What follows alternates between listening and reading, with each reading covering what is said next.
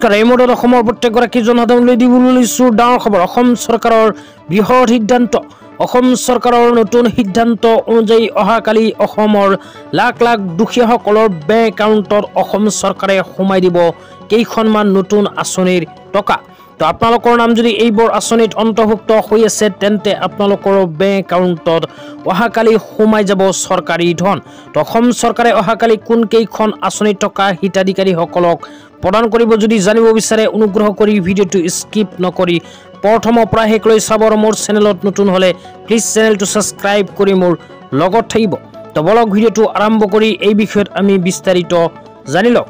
তো আপোনালোকে মোবাইল স্ক্ৰীনত চাব পাৰিছে এনেকুৱা এখন আপডেট ইতিমধ্যে আমাৰ হাতত আহি পৰিছে। ইয়াতে কি লিখা আছে প্ৰথমে আপোনালোকক পঢ়ি শুনাই দিছোঁ, তাৰপিছত জনাম কোন কেইখন আঁচনিৰ টকা চৰকাৰে অহাকালি প্ৰদান কৰিব। তো ইয়াতে প্ৰথমে লিখা আছে 10 তাৰিখ। তো প্ৰতি মাহৰ 10 তাৰিখটো অসম চৰকাৰে পেঞ্চন আৰু অৰুণোদয়ৰ দিন হিচাপে ঘোষণা কৰিছে। তো এই দিনটোতে অসম চৰকাৰে অৰুণোদয় আঁচনিৰ লগতে অসমত আগৰ পৰা চলি থকা কেইখনমান পেঞ্চন আঁচনিৰ টকা হিতাধিকাৰীসকলক প্ৰদান কৰি আহি আছে। তো অহাকালি হ'ল 10 এপ্ৰিল। অহা 10 এপ্ৰিল তাৰিখেও কিন্তু চৰকাৰে এই কেইখন আঁচনিৰ টকা প্ৰদান কৰিব। তো কোন কেইখন আঁচনিৰ টকা প্ৰদান কৰিব এতিয়া আপোনালোকক জনাইছোঁ, অনুগ্ৰহ কৰি ভিডিঅ'টো স্কিপ নকৰি চাই থাকিব। তাৰপিছত আপোনালোকে মোবাইল স্ক্ৰীনত চাব পাৰিছে চৰকাৰে এনেকুৱা এখন নটিফিকেশ্যন জাৰি কৰিছে। ইয়াতে লিখা আছে আৰ্তজনৰ কাষত অসম চৰকাৰ প্ৰগতিৰ দিশত ৰাজ্য আমাৰ 10 তাৰিখ পেঞ্চন আৰু অৰুণোদয়ৰ দিন।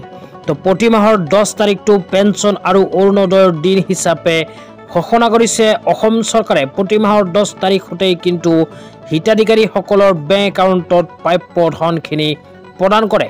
তেতিয়া আপোনালোকক আঁচনি কেইখনৰ নাম জনাইছোঁ। প্ৰথম আঁচনিটো হ'ল অৰুণোদয়, দ্বিতীয় আঁচনি হ'ল ইন্দিৰা সৰ্বজনীন বিধৱা পেঞ্চন আঁচনি, তাৰপিছত দীনদয়াল দিব্যাংগজন সাহায্য আঁচনি, শহীদ কুশল কোঁৱৰ বৃদ্ধ পেঞ্চন আঁচনি, ৰাষ্ট্ৰীয় দিব্যাংগ আঁচনি, বিধৱা আৰু বৃদ্ধ পেঞ্চন আঁচনি। তো এইকেইখন আঁচনিত যিসকল মানুহৰ নাম অন্তৰ্ভুক্ত হৈ আছে সেইসকল মানুহক অসম চৰকাৰে অহাকালি 10 এপ্ৰিল তাৰিখে সিহঁতৰ বেংক একাউণ্ট যোগে প্ৰদান কৰিব চৰকাৰী ধন।